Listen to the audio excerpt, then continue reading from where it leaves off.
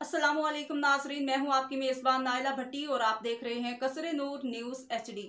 खबरों के सिलसिले को आगे बढ़ाते हुए नजर डालते हैं आज की ताज़ा तरीन अपडेट्स पर। जहलुम बिलाल रज़ा आज महकमा सोशल वेलफेयर एंड बैतुल माल की जानिब से तंजीम अल-फलाह तंजीम के हॉल में डेंगू मच्छर के बचाव के लिए social welfare officer Suhail Nasir ने लेक्चर दिया। इसके अलावा हलाल अहमद के नुमाइंदे मुनीब जफर हाशमी ने फर्स्ट एड पर लेक्चर भी दिया। इस मौका पर जहलुम की तंजीमों के नुमाइंदों ने भी हिस्सा लिया, जबकि स्टेज सेक्रेटरी के फ़राइज़ मोहम्मद उमर भट्ट ने दिए। इस मौका पर chairman youth assembly for human rights ज़िला जहलुम अब्दुल गफूर चौहान ने खुसूसी शिरकत की। इसके अलावा मोहम्मद इश्तियाक कौल, सीनियर सहाफ़ी हाजी मोहम्मद इकबाल, तंजीम खैरुन्नास, जुल्फ़िकार हुसैन।